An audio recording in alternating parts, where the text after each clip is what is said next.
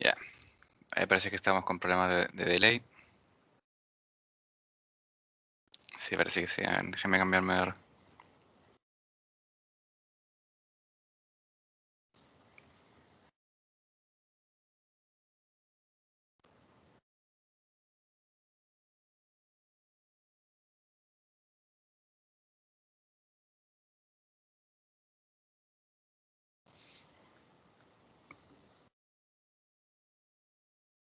A ver, denme un par de minutos. Ya creo que ahí se arregla.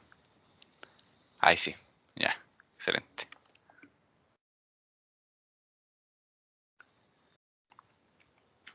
Ya, entonces en la clase anterior habíamos visto cómo calcular la fuerza hidrostática sobre superficies planas. ¿Ya? Y habíamos deducido la ecuación general, que son las que están acá. Una es para la fuerza y otra es para la línea de acción de esa fuerza.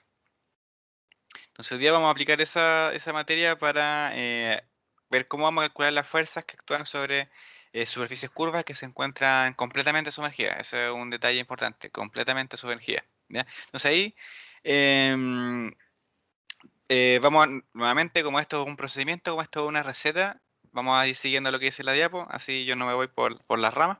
¿Ya? Entonces, todo esto lo primero que vamos a analizar es este dibujito. Dice ahora, para determinar la fuerza hidrostática resultante F sub R, ¿ya? Que actúa sobre una superficie curva bidimensional, se debe determinar las componentes horizontal y vertical por separado. ¿Ya? Entonces, por ejemplo, la fuerza que actúa sobre esta superficie curva es una fuerza F sub R, ¿no es cierto?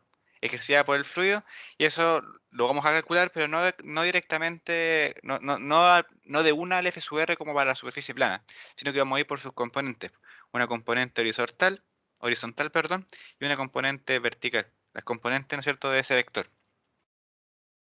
A la componente vertical le vamos a llamar F sub B, y a la componente horizontal F sub H. ¿Ya? Entonces, para poder realizar eso, ahora vamos a hacer lo siguiente. Consideremos un bloque de líquido encerrado por tres superficies. ¿Ya? Este bloque de líquido se refiere al que tenemos aquí en la figura. ¿Ya? En primer lugar, vamos a tener que ese bloque de líquido está encerrado en la parte de abajo por la misma superficie curva, es decir, por lo que es aquí AC. ¿Ya? Luego, tenemos una segunda superficie, que es una superficie plana horizontal, que en este caso es AB. Uy. Y por una tercera superficie imaginaria, hay una superficie plana, pero en este caso es vertical y corresponde a BC. Entonces, aquí, ¿qué es lo más importante que tenemos que notar? Es que la superficie vertical del bloque, es decir, BC, corresponde a una proyección de la superficie curva en el plano vertical que pasa por el punto C. O sea, el punto A y el punto B son los puntos límites de la superficie curva. Ahí trazamos un plano vertical que pasa por el punto C. Y la superficie imaginaria BC corresponde a la proyección de AC sobre BC. ¿Se entiende eso? Eso es complicado de entender. Probablemente lo más importante que tienen que entender aquí de esto, porque lo otro después es aplicar ecuaciones, pero eso es importante. ¿Entienden a qué se refiere con proyección de la superficie curva o no? Porque tengo un dibujo en 3D que les puedo mostrar. Lo preparé especialmente para esto. ¿Podría mostrarlo, por favor? Pónganos. Ya, pues, Sí. mostrémonos. Ya que lo preparé.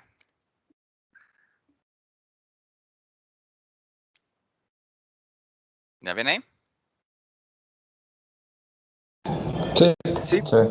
Ya. Entonces, esta es ¿cómo es que se llama? Nuestra superficie curva. Esto está bidimensional, pues, pero si esto lo vemos en 3 dimensiones, es así.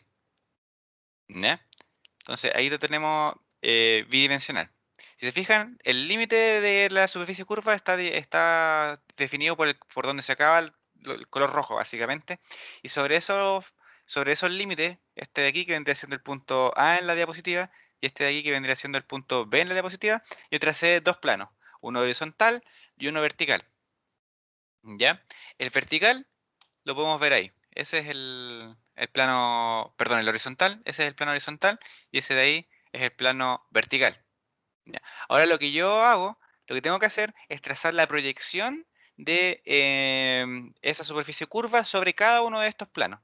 Ahora, si nosotros lo vemos, por ejemplo, aquí estamos en el plano XY. No sé si alcanzan a ver ahí en la esquina que está el sistema de coordenadas. Entonces ahora lo que nosotros vamos a hacer es vamos a proyectar esa superficie curva sobre el plano vertical. Entonces ahí lo estamos viendo ahora en el plano YZ. Y lo que yo voy a hacer es hacer un dibujo que proyecte esta superficie. Esto de aquí tengo que quitarlo.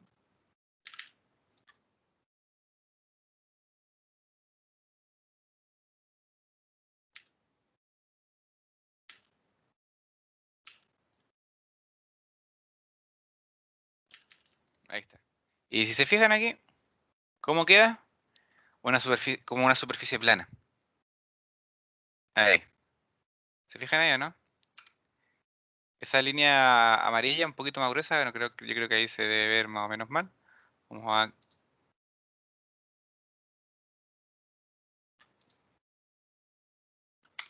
Ahí sí. Entonces, esa línea negra que ven ahí es la proyección de la superficie roja en el plano YZ, en el plano vertical. ¿Ya? Y ahora podemos hacer lo mismo con el plano horizontal, pues. Vamos a proyectar aquí nuestra superficie.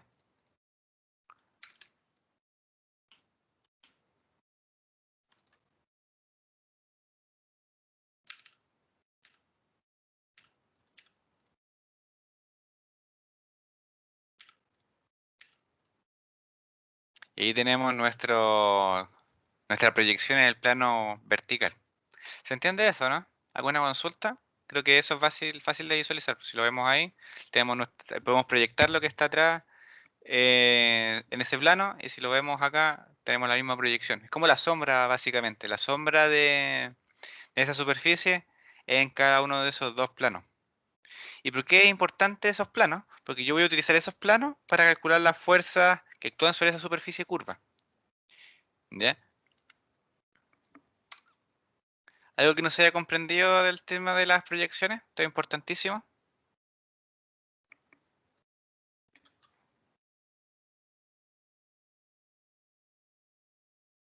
No sé si está todo claro, vamos a seguir con la diapo.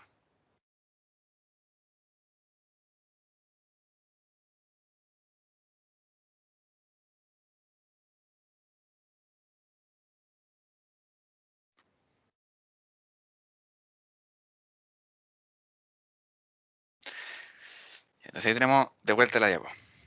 ¿Se entiende entonces cómo es que surgen esas líneas AB y BC, ¿no es cierto? No queda, que tengo que asegurarme de que eso quede claro.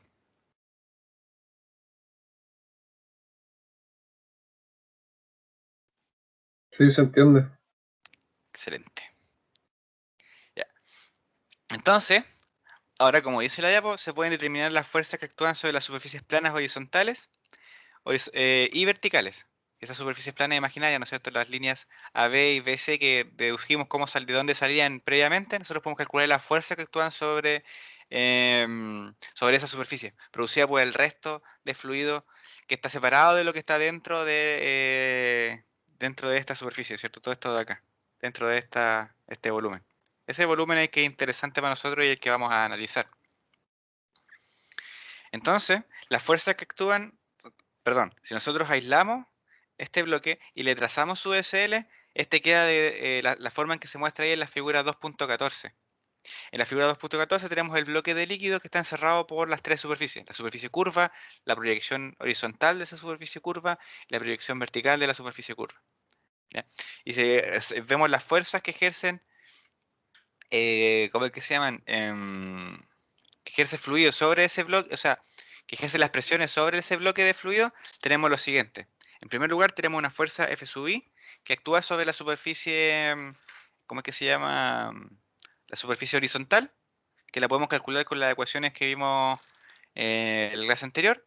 Y tenemos el F sub X, que es una fuerza que actúa sobre una placa plana vertical, que corresponde a F sub X, ¿no es cierto? Entonces esa también la podemos calcular en base a lo que vimos en la clase anterior. Aparte de eso, tenemos la fuerza por el otro lado, por el lado izquierdo. En BC tenemos la fuerza de reacción que ejerce la superficie curva sobre el bloque de fluido, que viene siendo F sub R. Y F sub R es al final lo que estamos buscando, ¿no es cierto? Con sus dos componentes, F sub H y F sub B. Y aparte de eso tenemos una tercera fuerza que participa en nuestro DSL, que es el peso del bloque de líquido que está encerrado por estas tres superficies, ¿ya? Que corresponde a W. Entonces, si nosotros, y como sabemos que esto está estático, si nosotros calculamos F sub I, F sub X y W, por segunda ley de Newton podemos despejar F sub R. Que le repito, es lo que estamos buscando. ¿Ya? ¿Se entiende esa idea? Esa es la idea de todos estos problemas. Así que si algo no quedó claro. Se tiene claro entonces que F sub I y F sub X se puede calcular, ¿no es cierto?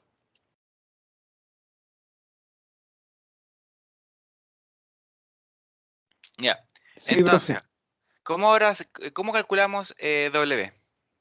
Bueno, la ecuación está ahí, pero a ver si la entienden. ¿Cómo calculamos W? W es el peso del líquido, por lo tanto lo que tenemos que hacer para calcular eso es calcular el volumen, po. Si nosotros calculamos el volumen, calculamos la densidad y tenemos la aceleración de gravedad, nosotros podemos ver cuánto pesa todo lo que está encerrado por esas tres superficies, ¿ya? Entonces, el bloque de, el peso del bloque de fluido se calcula mediante esta ecuación, ¿ya? Además, se sabe que actúa siempre hacia abajo, pasando por el centroide o por el centro de gravedad, ¿ya? Adicionalmente, como sabemos que esto está en equilibrio estático, nosotros podemos aplicar la segunda ley de Newton tanto en el eje horizontal como en el eje vertical. En el caso del eje horizontal, tenemos la componente horizontal de la fuerza resultante que ejerce el bloque de fluido, o sea, perdón, el bloque de líquido sobre la superficie curva.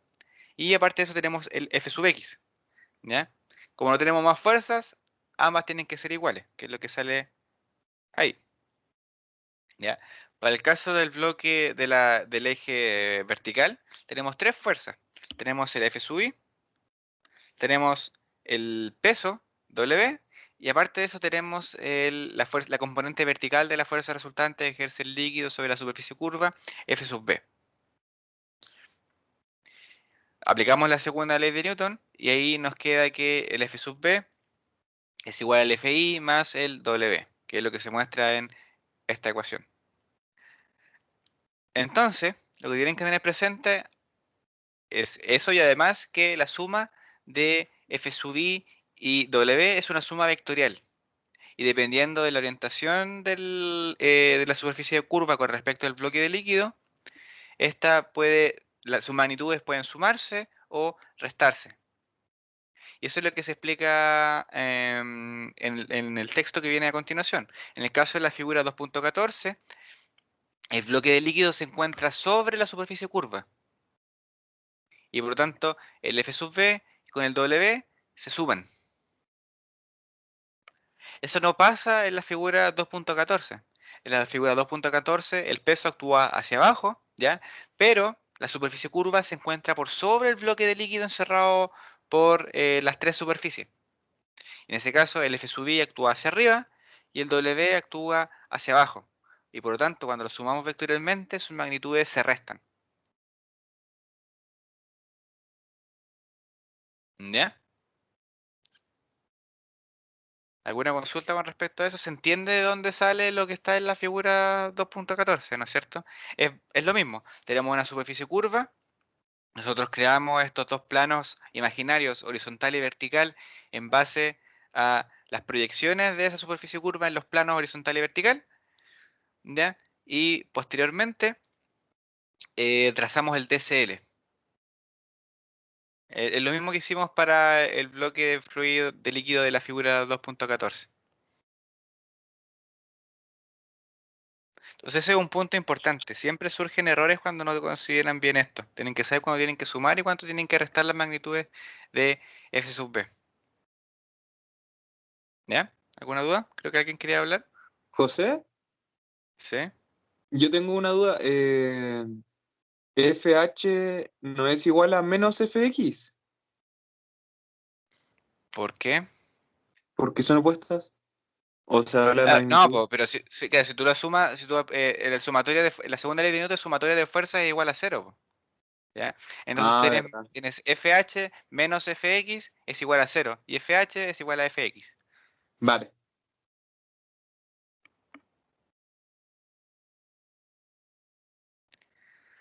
¿Alguna otra duda?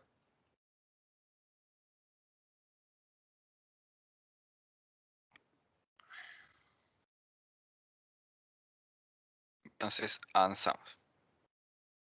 Aquí está más o menos un resumen de lo que yo les comentaba previamente. FH es igual, tanto en magnitud con respecto a la línea de acción, a la fuerza hidrostática que actúa sobre la proyección vertical de la superficie curva, ¿ya? Por lo tanto, F sub h, para conocer su magnitud y línea de acción, calculamos F sub x, ¿ya? F sub x lo calculamos con la materia que vimos en la clase anterior. Para el caso de F sub v, la fuerza que actúa sobre la proyección horizontal de la superficie a la superficie curva, es decir, F sub i, más o menos el peso del bloque de fluido. Que, bueno, básicamente, como les decía, esto recapitulando lo que sale en las ecuaciones anteriores. Y aquí lo importante es esto, que F sub i se calcula considerando placa plana horizontal, que F sub x, perdón, se calcula considerando placa plana horizontal, y que F sub i se calcula considerando placa plana horizontal. Ah, no, aquí está malo. Esto es vertical. Aquí no. Esto es vertical.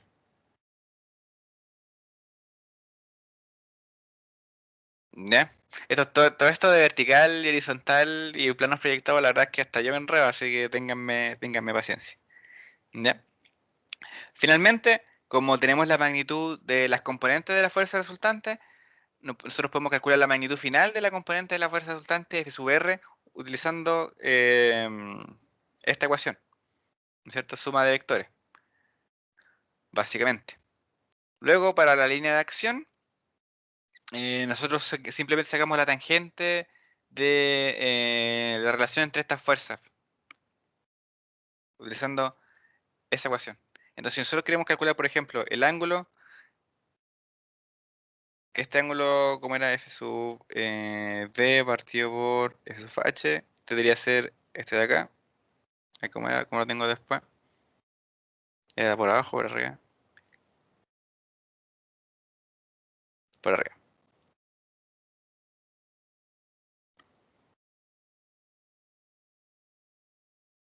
¿O no? Déjenme acordarme. Sí, tiene que ser por arriba.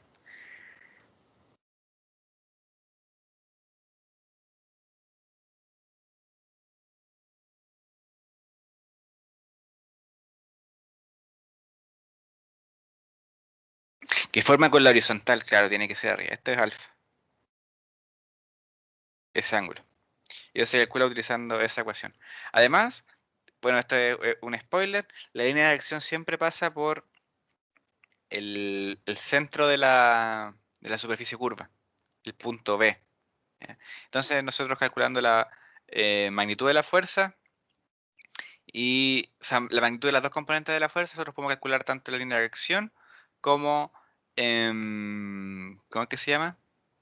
Tanto la línea de acción como la magnitud de la fuerza resultante. ¿Ya? Pero, ¿cómo llegamos a esa conclusión? ¿Cómo sabemos que la línea de acción de la fuerza pasa por ese punto B?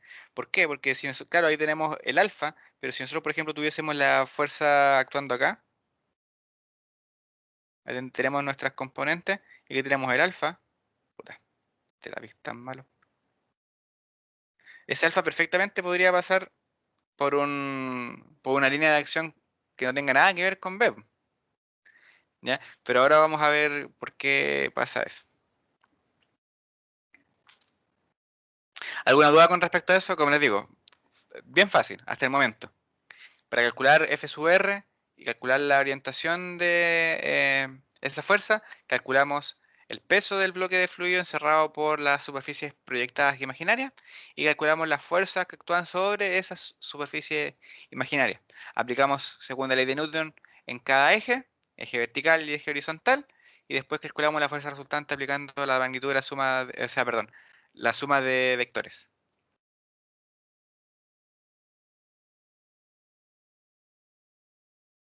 ¿Alguna consulta con respecto a eso?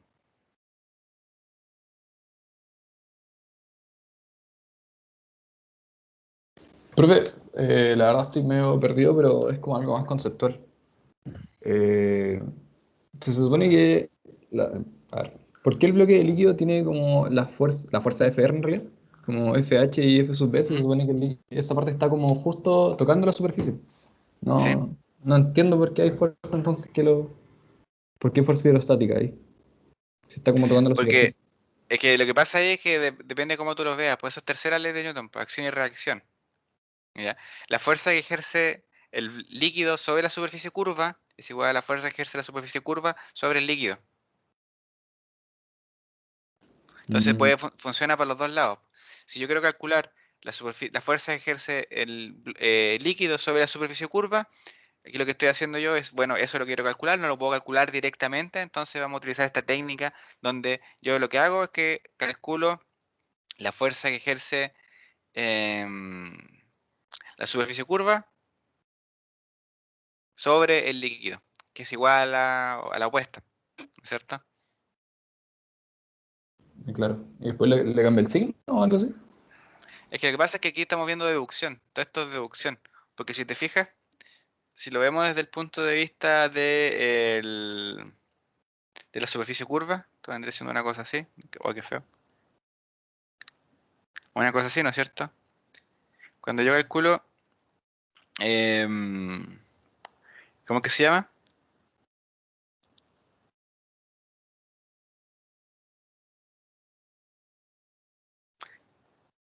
A ver, aquí tengo el F sub I, tengo el F sub H,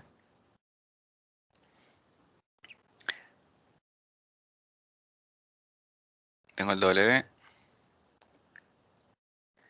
Aquí de todo depende de cómo tú plantees el DSL. ¿Ya? Porque aquí, por ejemplo, tú puedes decir directamente, ya, yo voy a calcular F sub B. ¿Ya? Y tú sabes que F sub B es igual a tanto. ¿Ya? Pero tú ya conoces la dirección, porque la dirección tú la puedes determinar siempre. El F sub B siempre va a actuar hacia abajo en este caso. Y el F sub H siempre va a actuar hacia la derecha, hacia la izquierda en este caso. ¿Ya? Entonces, si tú planteas las fuerzas así y usas las ecuaciones para calcular su magnitud, tú ya le diste el sentido. Tú fijaste el sentido. Solamente estás calculando la magnitud con las ecuaciones que están aquí. ¿Se entiende, no? Todo esto aquí, en esta figura, en la 2.14, tiene que estar todo esto en estas direcciones para que el sistema esté en equilibrio. ¿Ya? Pero si tú después directamente en tu sistema no tienes para qué hacer el DSL del bloque de líquido, puedes ir directamente a calcular las componentes de la fuerza resultante que ejerce el líquido sobre que ejerce el líquido sobre la superficie curva. Entonces, básicamente lo que estoy tratando de decir, que la verdad es que no encontraba las palabras adecuadas para decirlo recién, es lo siguiente. Si yo te, por ejemplo, pongo una superficie curva, puede ser esa, ¿ya? Tú puedes ir directamente al cálculo de la fuerza resultante utilizando las componentes. Chuta.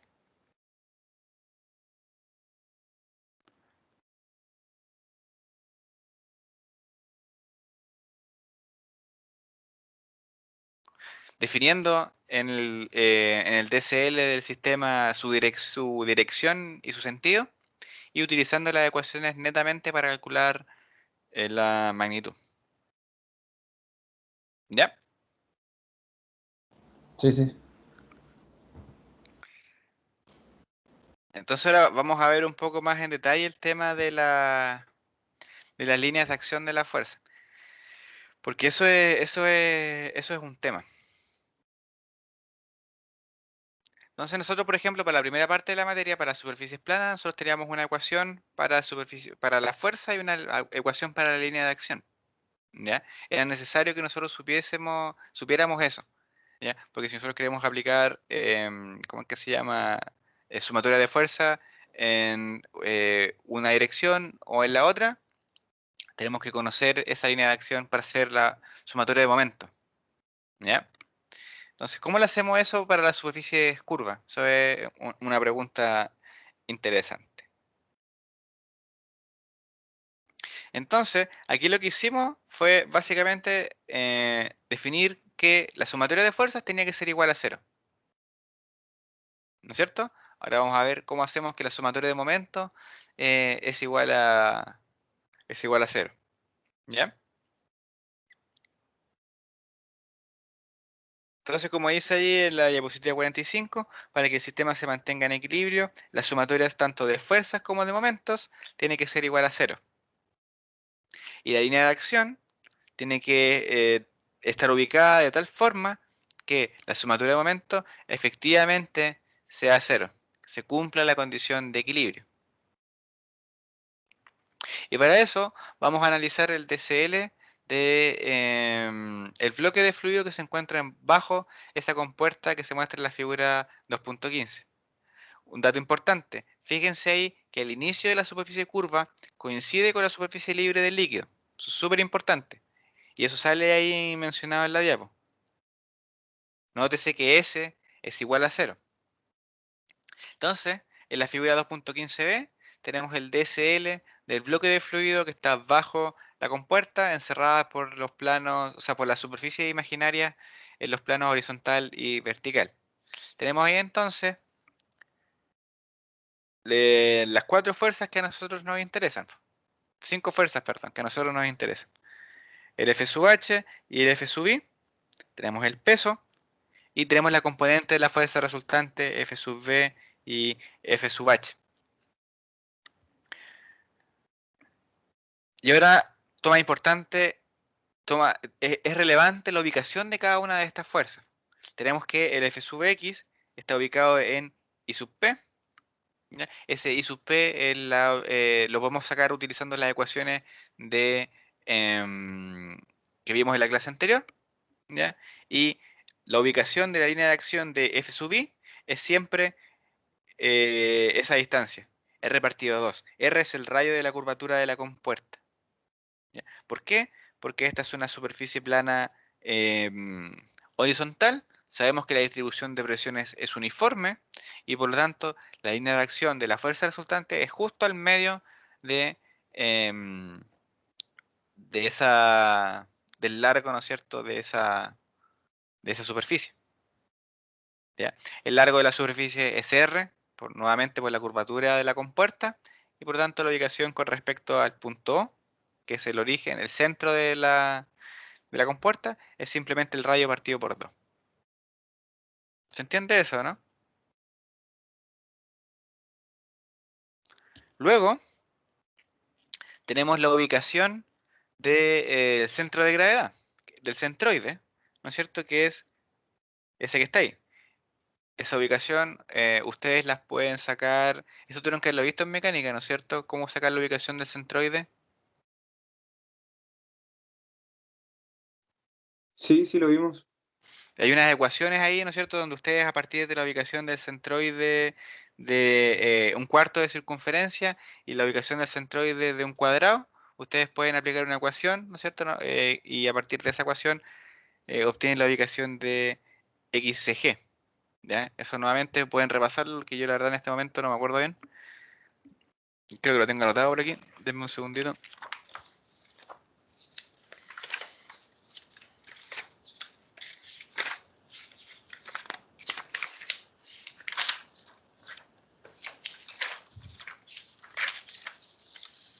No, no lo tengo anotado.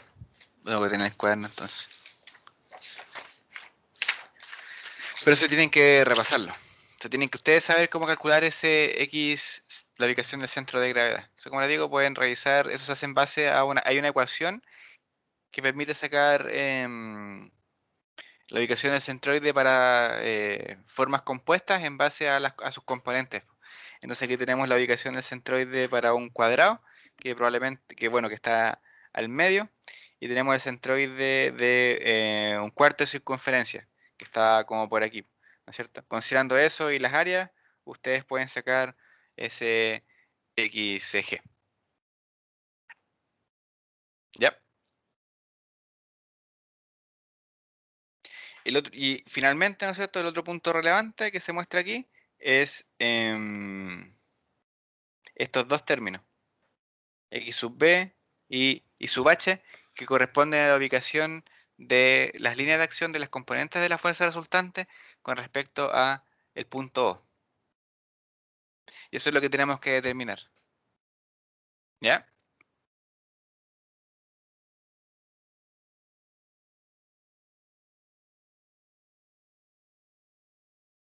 Entonces, recapitulando, ¿es cierto? En el DCR del fluido encerrado por la compuerta, tenemos que F sub X y F sub Y son las fuerzas que actúan sobre las dos superficies planas imaginarias que encierran el volumen del fluido. F sub B y F sub H son las componentes vertical y horizontal de la fuerza F sub R. W es el peso del líquido que actúa sobre el centro de gravedad del volumen de fluido. Y XG es la ubicación del centro de gravedad del volumen de líquido. Entonces, conociendo las ubicaciones de todas esas fuerzas, ¿ya? Y que el sistema se tiene que encontrar en equilibrio, nosotros podemos aplicar la sumatoria de momento. Y la sumatoria de momento nos queda de esta forma, como sale ahí en la diapo, donde X sub B y sub H corresponden a las ubicaciones de las componentes de las líneas de acción de las componentes de la fuerza resultante. Nuevamente les repito, esas dos variables son las que tenemos que encontrar, po. Y esas se obtienen en base a la sumatoria de momentos. Pero si se fijan, ahí hay un problema. Tenemos dos variables y una ecuación, ¿ya? Entonces aquí se requiere información adicional para poder despejar esas dos variables. O sea, tenemos dos alternativas. O sea, en realidad, básicamente, esto es un sistema de 2 por 2, ¿ya? Nos falta una ecuación adicional para poder despejar todas las variables que necesitamos, ¿no es cierto? X sub b, y sub h. Pero esto al final no se hace con una ecuación, sino que se hace con una condición física necesaria que se hace en parte a partir de un análisis físico que vamos a ver ahora, ¿ya? Entonces aquí necesito que usen harta la imaginación, ¿ya? Cuando un fluido se encuentra estático, se debe cumplir que las distribuciones de presiones que actúan sobre él sean simétricas. Si esto no ocurre, el fluido está sometido a fuerzas de corte, lo que implica que el fluido está en movimiento. Ahí acuérdense de lo que vimos la primera clase con el tema, perdón, la segunda clase con el tema de los esfuerzos de corte, que los esfuerzos de corte estaban relacionados con la viscosidad y con el escurrimiento del fluido. Existen esfuerzos de corte y el fluido se mueve. Entonces no pueden haber esfuerzos de corte. Entonces ahora consideremos un volumen de fluido que puede estar ocupado por un sólido o por un líquido, ¿ya? Ese volumen de fluido se muestra ahí en la figura 2.16. Sobre este volumen, ¿no es cierto? Sobre este volumen de control, actúan dos distribuciones de presiones, ¿ya? Tenemos la distribución de presiones de la izquierda, que genera una fuerza resultante sobre el volumen F sub 1, y una fuerza distribuida en la derecha, que genera una fuerza resultante, perdón, una distribución de presiones en la derecha, que genera una fuerza resultante F sub 2. ¿Ya? Entonces aquí tenemos F sub 1 y F sub 2. Desde el punto de vista de la sumatoria de fuerzas, este sistema está en equilibrio. ¿Por qué? Porque esas dos distribuciones tienen igual magnitud y por lo tanto la magnitud de la fuerza que generan también es la misma. Entonces, F sub 1 es igual a F sub 2. Está en equilibrio estático con respecto a la fuerza. Pero, ¿está en equilibrio estático con respecto a la sumatoria de momentos? No, porque aquí tenemos el centro de nuestro sistema, ¿ya? Y aquí tenemos ahí tenemos una fuerza y aquí tenemos otra fuerza. Estas dos fuerzas ejercen momento en el mismo sentido, ¿cierto? En el sentido, en este caso, positivo, si utilizamos la regla de la mano derecha, en el sentido opuesto a la manecilla del reloj. Para que esto esté en equilibrio, nosotros necesitamos aplicar una reacción, un momento que equilibre el efecto de esas dos fuerzas. Y ese momento es ese que se muestra ahí.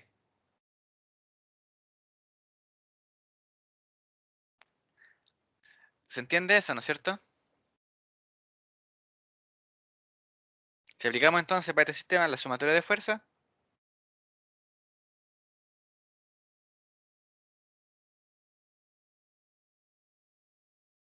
y eso estamos ok. Pero ahora para la sumatoria de momento.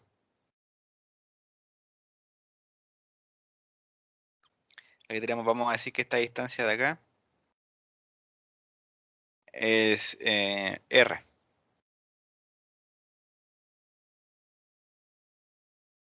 Entonces ahí aplicamos la regla de la mano derecha, nos queda que el F2 por R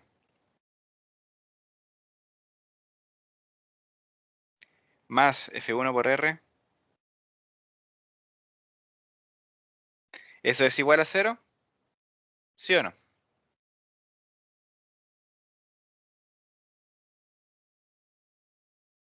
No. No, ¿no es cierto? Que necesitamos otro término más. Necesitamos aquí un menos M en equilibrio. Y ahí sí tenemos que el sistema está estático. Ya, entonces, ahora imaginen ustedes, bueno, lo que pasa con este sistema es que esto tiende a torcerse. ¿Ya? Si ustedes, por ejemplo, pescan el celular, ¿ya? Y sujétenlo y apriétenlo a la mesa con el dedo y traten de girar el dedo. O sea, dependiendo de si es que tiene carcasa o no, lo que hace ahí el dedo trata de girar el celular, ¿no es cierto? Lo que está haciendo ahí el dedo es torcer el celular. No sé si pueden visualizar el efecto de torsión.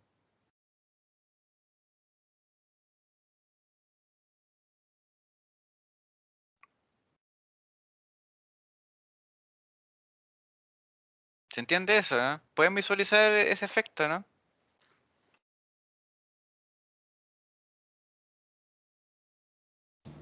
A ver, era poner un dedo encima del celular y tratar de girarlo en la mesa. O no, puede ser cualquier cosa. ¿Ya? Puede ser un papel o lo que sea, una regla, lo que tengan ahí a mano que sea bien liviano. Y ustedes ponen el dedo encima y hacen girar el dedo. ¿Qué va a pasar con la regla? Yo lo estoy haciendo aquí en mi mesa en este momento. Tengo una regla chiquitita, ¿ya? Y lo que hago yo es presionar la regla con el dedo y girar el dedo. ¿Qué pasa con la regla? En mi caso, gira, ¿no es cierto? Tiende a girarse. Ya. Eso no puede, como esto está en estado estático y la regla no puede moverse, entonces ahora hay que sujetarla. Si yo la sujeto y trato de girarla, ¿qué puedo ver? Que la regla trata de torcerse, ¿no es cierto? Imagínense que ustedes tienen una... Puede ser el problema que ustedes no... ¿Cómo lo pueden visualizar? Imagínense que ustedes... A ver, tienen un cilindro ¿Con un lápiz? con un lápiz. Imagínense que ustedes tienen un lápiz y el lápiz tratan de torcerlo. Lo toman y tratan de torcerlo. Si ustedes no lo sujetan, el lápiz va a girar, ¿no es cierto? Pero si no, se queda estático. Y si ustedes le aplican suficiente torsión, el lápiz se va a romper, ¿no es cierto? Ese es un efecto de torsión, producto de un momento. Lo que ustedes hacen cuando sujetan el lápiz es mantener la cuestión en forma estática y cuando ustedes lo tuercen con la mano, aplican un momento torsor que trata de deformar el lápiz. ¿Pueden visualizar eso, no? O podríamos buscar Sí. un video.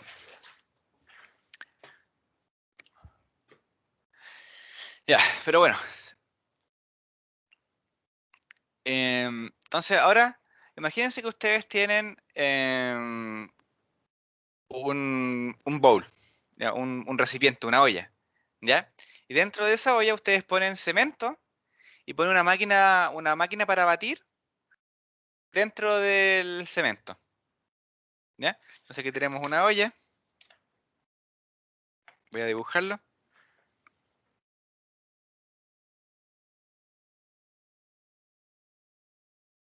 Y aquí ponemos un elemento para batir. Vamos a poner una hélice ahí, que trata de batir esta cuestión. Y esto está lleno de cemento.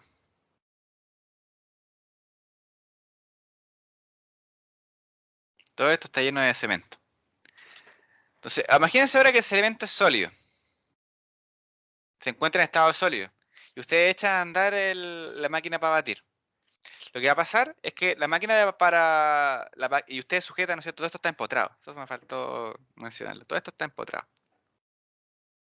Sujeto fijo a la tierra. Entonces, si el cemento está sólido y ustedes prenden la máquina para batir, la máquina va a aplicar un momento sobre el cemento. Pero el cemento no se va a mover porque está empotrado.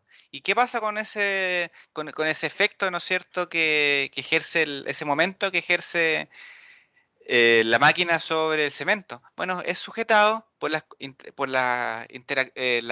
fuerzas de cohección que existen entre las propias moléculas de cemento. ¿Ya? Esas fuerzas de cohesión evitan que las partículas se muevan y el torque directamente se transmite hacia, hacia la Tierra nomás, pues y ahí queda. El sistema está en equilibrio. ¿Ya?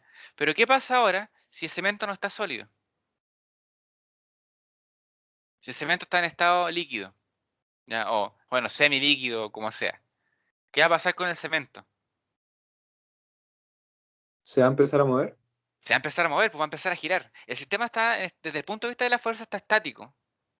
¿Ya? Pero desde el punto de vista del momento, no está estático cuando el líquido está, cuando el cemento está en estado líquido. ¿Por qué? Porque esas fuerzas de cohesión entre las moléculas, que sí existían cuando el cemento está en estado sólido, ahora no existen cuando está en estado líquido. No hay nada que resista ese momento que ejerce ¿cómo es que se llama? La máquina para batir. Y ahí esta cuestión se pone a girar. Y cuando se pone a girar, el fluido está escurriendo. Como está escurriendo, existen esfuerzos de corte. ¿Ya? De hecho, lo único que se opone al, escurrir, al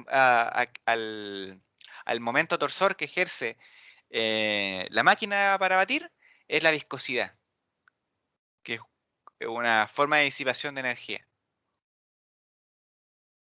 Pero a lo que voy es que los líquidos no tienen la misma capacidad de resistir los momentos torsores que los sólidos. Todo ese análisis era para llegar a esa conclusión. Por lo tanto, si volvemos a nuestra figura 2.16, si ese volumen de control es ocupado por un sólido, el sistema está en equilibrio automáticamente. Porque el efecto del momento del M sub EQ es resistido por las uniones entre las partículas del sólido. Pero si eso no ocurre y ese volumen está ocupado por un líquido, ese momento hace que el fluido se mueva. Y si se mueve, no está en estado estático. ¿Ya? ¿Se entiende esa idea o no? Medio complicado, es una cuestión que si ustedes lo buscan, no está en los libros. ¿Ya? Creo que una vez lo pillé en un libro, en uno muy rebuscado, muy antiguo que era de mi sensei, y salía una línea. Toda esta explicación es cosecha mía, ¿eh? Porque esto de verdad gasté mucho tiempo buscándolo y no lo pillé. ¿Se entiende esa idea o no? Sí, o sea, un poco, sí. Bueno, entonces, ya, hagamos que se entendió. O sea, no se entendió y si quieren que lo explique de nuevo, lo explique de nuevo.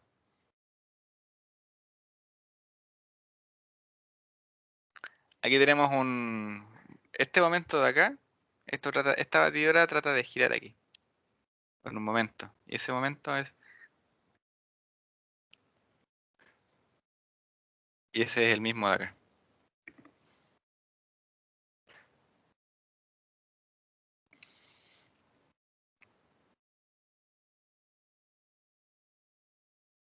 Ya, entonces como conclusión.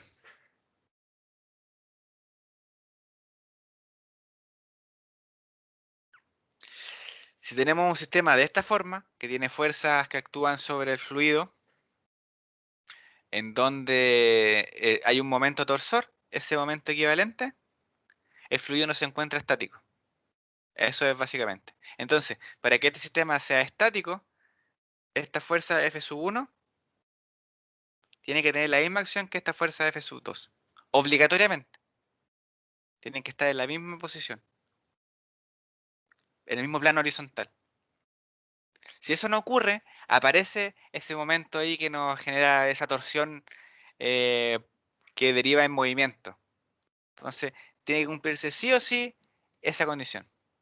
Si no se cumple, repito, la cuestión se mueve. Es una condición estática. Tiene que cumplirse eso para que el sistema esté en estado estático. Entonces, si se fijan acá, tenemos un sistema donde tenemos dos fuerzas en donde eso está pasando. Entonces, si volvemos ahí al DSL que se muestra en la figura 2.15, podemos ver que eso ocurre con dos fuerzas, con las fuerzas horizontales, con F sub X y F sub H. Ahí tenemos dos fuerzas que generan una distribución de presiones que derivan en una línea de acción que puede o no puede estar en el mismo plano horizontal. ¿Ya? Y sabemos que eso deriva, que el hecho de que no estén en el mismo plano horizontal deriva que exista movimiento de fluido. Y como aquí impusimos que el fluido estaba estático, eso no puede ocurrir. Entonces, por lo tanto, ¿qué tiene que pasar para que el sistema esté estático? Y sub P y sub H tienen que ser iguales. Tiene que cumplirse entonces esta condición que se muestra ahí en las diapos.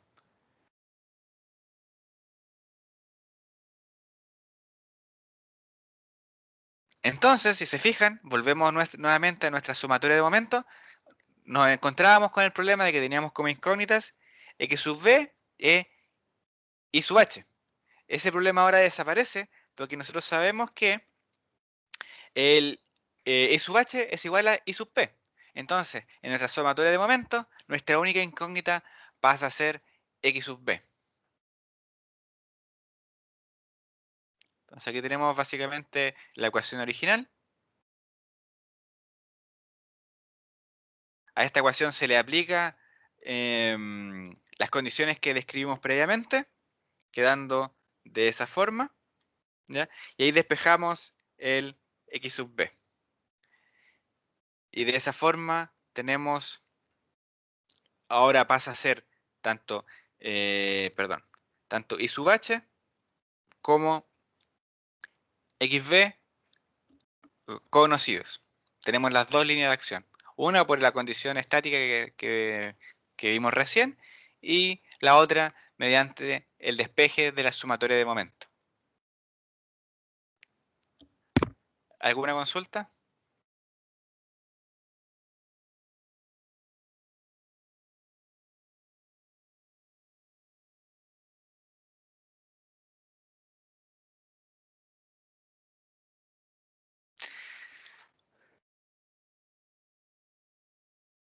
Entonces ahora nosotros podemos desarrollar un poco más esta ecuación, po. Podemos ver cuánto vale f sub b, podemos ver cuánto vale xg y cuánto vale f sub b.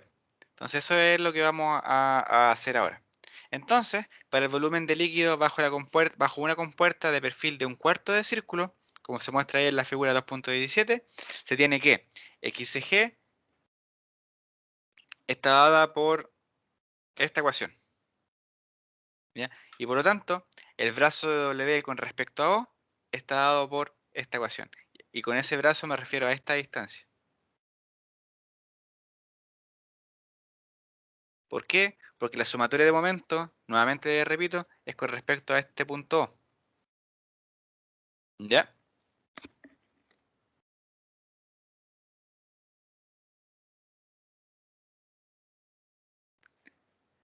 W se calcula mediante esta ecuación.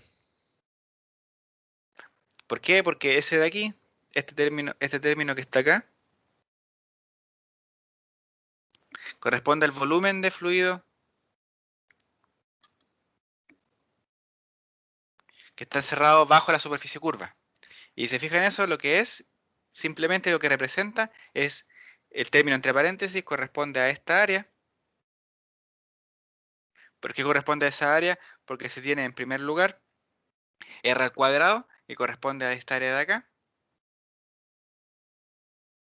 menos r al cuadrado por pi partido por 4, que es el área de un cuarto de círculo, y corresponde a esto que está acá.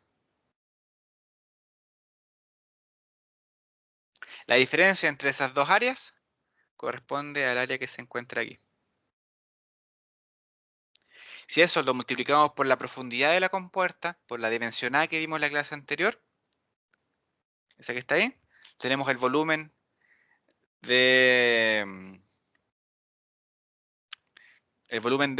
fluido bajo la compuerta. Multiplicamos eso por la densidad y por G, tenemos el peso del fluido que se encuentra bajo la compuerta.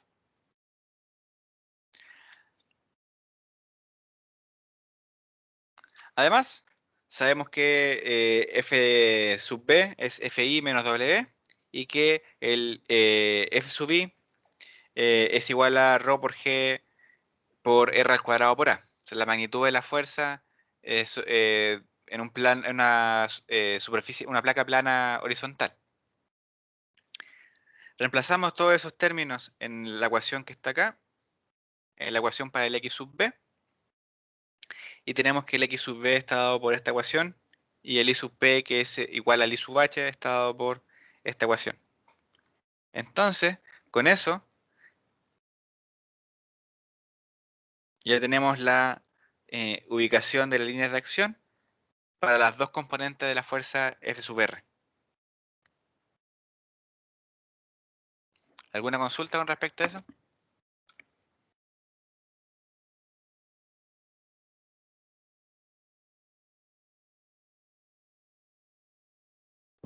¿A qué se refería con el ancho de la compuerta? Con esta compuerta, esto está en 3 dimensiones. Po. A ver, ¿dónde está el dibujo original? Acá. Esto está en 3 dimensiones, ahí.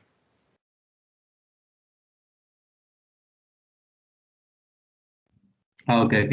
Gracias. Esa dimensión es A.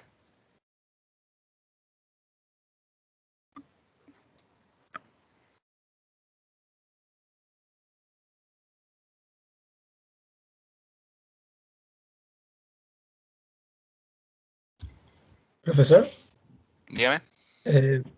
tenemos el X del centroide, pero ¿y el Y? El Y no lo necesita. Porque usted calcula, por la dirección del peso. Si se fija acá, cuando usted calcula la sumatoria de momentos con respecto al punto O, como W actúa vertical hacia abajo, solamente le interesa a usted esta distancia. Esa distancia diría solamente de la ubicación horizontal de X y G. Si por ejemplo esta fuerza tuviese una componente en esta dirección, ahí usted necesitaría esta otra distancia. Pero como eso no existe, porque el W lo produce la aceleración de gravedad, no es necesario. ¿Se entendía ello, no? Ok, sí, entendí, gracias. Excelente.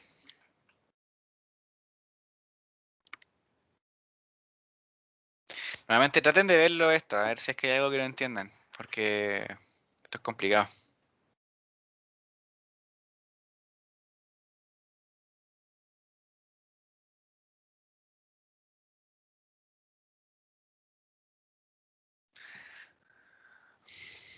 Bueno, algunas observaciones acá.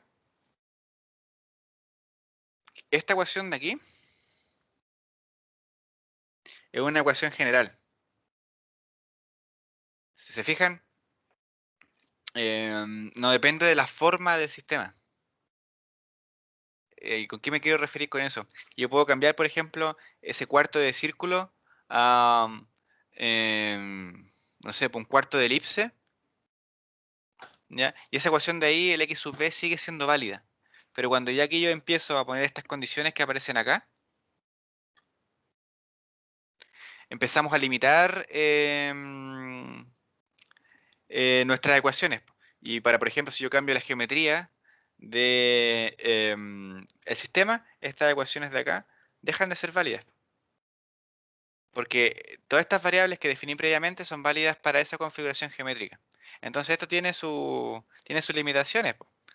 En particular, como les digo, Sx sub b y Si sub p que aparece ahí en la diapositiva, son válidas solamente para un cuarto de circunferencia, para el volumen de fluido en un cuarto de circunferencia, cuando la superficie curva está sobre el fluido, Y cuando el S vale 0, acuérdense de la distancia S, esta de acá, que ya hemos conversado aquí. Esa distancia que sea S igual a 0 implica que el inicio de la superficie curva coincide con la superficie libre de... ¿cómo es que se llama? Coincide con la superficie libre del líquido. ¿Ya? Entonces, si yo cambio cualquiera de esas condiciones, tengo que adaptar mi ecuación general, que es esa x sub b general que aparece ahí en la primera ecuación, la que se deriva de la sumatoria de momentos, para obtener las ecuaciones apropiadas para mi configuración geométrica de mi problema. ¿Ya? Eso va a salir después todo detallado en las observaciones.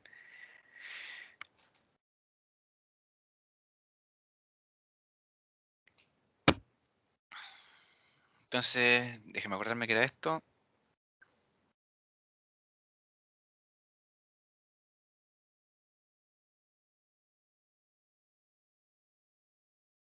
Ah, bueno.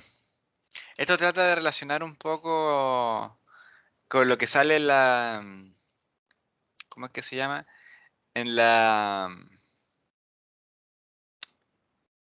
parte de la sección anterior donde nosotros utilizábamos el alfa para definir la ubicación de la línea de acción. Y él le decía que esa pasaba siempre por el punto O, ¿no es cierto? El origen de la curvatura. Ahora vamos a ver por qué.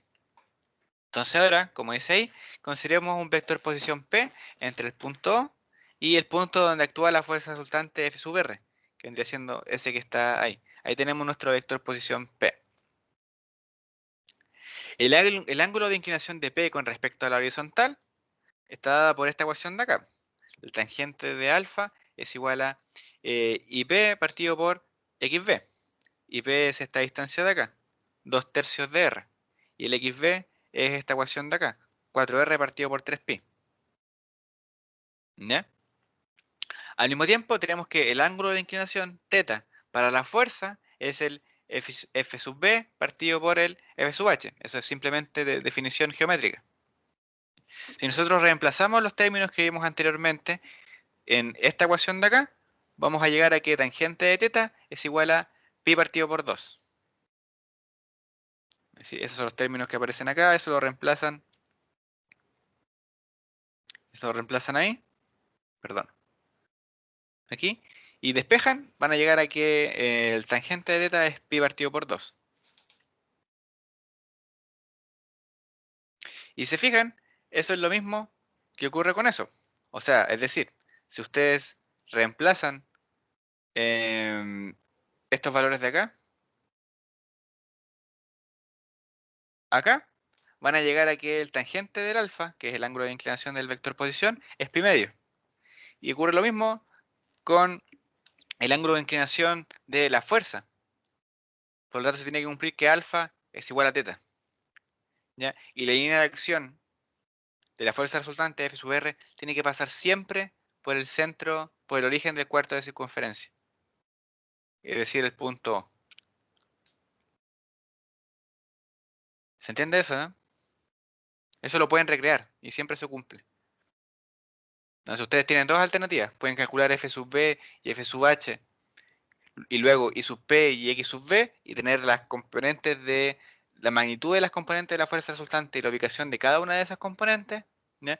O pueden usar la tangente de alfa es igual a FB partido por FH y van a llegar a exactamente lo mismo. Hay gente que prefiere calcularlas por separado, hay gente que prefiere calcularlas, perdón, hay gente que prefiere calcular la ubicación X sub B y sub H de forma separada, ¿no es cierto? Hay gente que prefiere calcularlo a partir del alfa. Ahí se los dejo a su criterio. Como quieran, ambas de las dos, como ven ahí, es exactamente lo mismo. ¿Ya?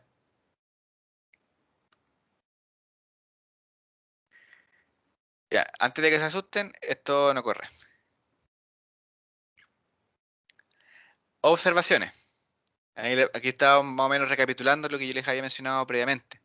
En análisis expuesto anteriormente, es válido solo cuando el perfil de la superficie curva es de 1/4 de circunferencia, ahí tenemos una restricción geométrica importante, y el S es igual a 0, es decir, que el inicio de la superficie curva coincida con la superficie libre del líquido. Importante. ¿ya? Y aquí como dice, si el perfil de la compuerta cambia, es decir, si la geometría de la compuerta cambia, si el S es mayor que 0, es decir, si como un sistema, por ejemplo, así,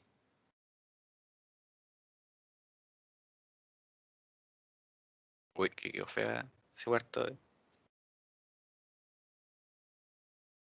Y se fijan acá, el S es distinto de 0. A eso me refiero cuando con esta observación.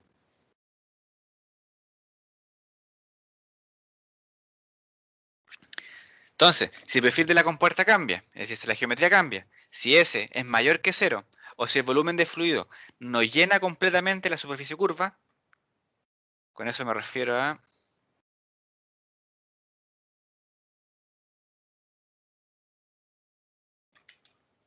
esto de acá. Que aquí el volumen de fluido no llega. Este es el punto, como le habíamos puesto, A, me parece. Entonces, si ese de aquí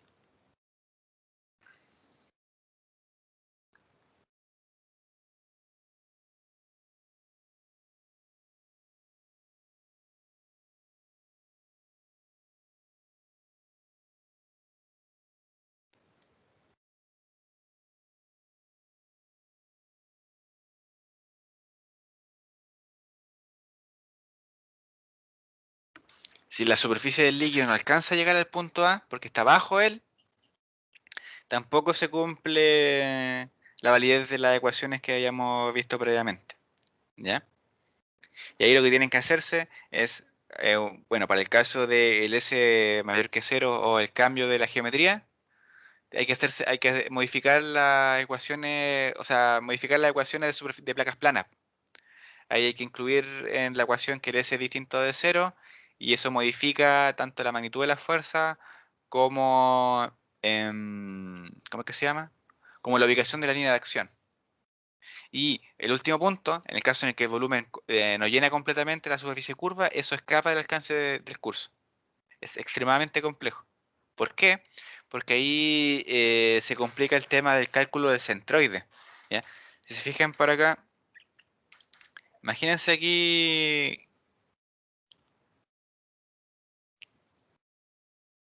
Imagínense acá que el agua no llega hasta este punto A, sino que llega hasta aquí.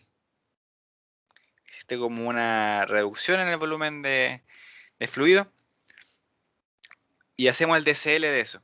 El DCL va a llegar simplemente hasta aquí. Todo esto que va a estar acá no va a estar llenado no va a estar llenado de agua.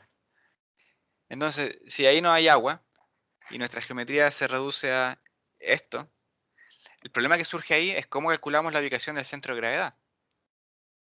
Es un cacho gigante porque hay que integrar. ¿Ya? El año pasado hicimos una tarea para ver si es que alguien llegaba a eso. Y la verdad es que llegamos a puros resultados distintos, porque la integral queda gigante. Gigante, gigante, gigante. ¿Ya? Así que esas son las limitaciones del análisis que hemos hecho acá. Las primeras dos condiciones son abordables en el curso. Yo puedo cambiar la geometría o puedo ponerles que S es mayor que 0. Ni un problema. Ahí simplemente hacen unos pequeños cambios y llegan al resultado correcto igual. Pero en caso de que el volumen de fluido no llene completamente a la superficie curva, el problema no lo pueden resolver. Pueden tratar, pueden tener valores aproximados, no sé, pero complejo. Complejo. ¿Ya? ¿Y por qué? Porque, bueno, ahí sale la razón en el tercer punto. Esto puede resultar complejo si no se conoce cómo calcular x sub g para la nueva geometría de la compuerta, posición que es necesaria para calcular x sub b y sub h.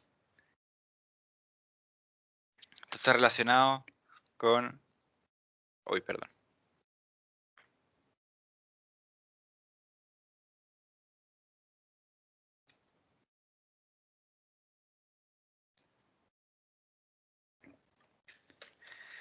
Entonces, lo que está en amarillo lo vamos a ver, es parte del curso. Lo que está en celeste no es parte del curso. Son las limitaciones que vamos a analizar. Perdón, las variaciones que pueden surgir del análisis que realizamos después. ¿Cuáles vamos a abordar en el curso y cuáles no? ¿Ya? ¿Alguna consulta? Bueno, la próxima semana está claro que vamos a necesitar ver ejercicios, ya para que esto empiece a decantar.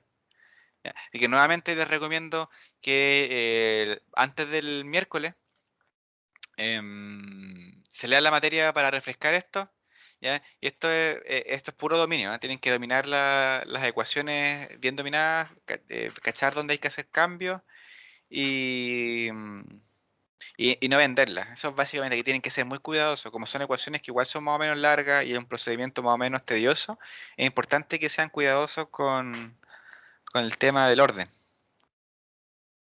¿Ya? Lo otro, lo de la letra, se me había olvidado comentarles, chiquillos. Por favor, revisar cosas en PDF en un computador es extremadamente difícil. Así que yo les pido que hay gente que es media dispersa y que es media desordenada y que por favor trate de trabajar eso. Porque dentro de los criterios de evaluación entra el orden y que sea entendible los desarrollos. Estamos, po. Eso era lo que teníamos que ver porque flotación, bueno, flotación para que queden tranquilos es bastante más fácil que todo esto, pero ya vimos, ¿no es cierto?, fuerza hidrostática sobre placas planas y sobre superficies curvas es el núcleo del certamen.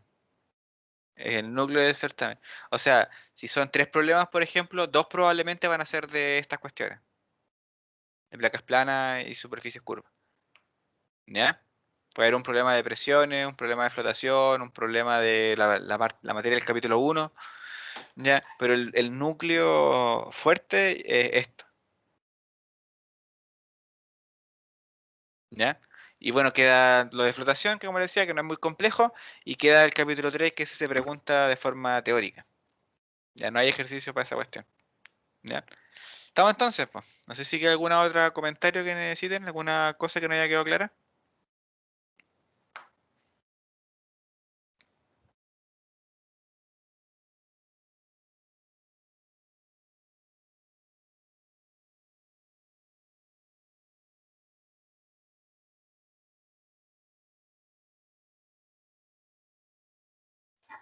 Chao, profe. Chau, chau.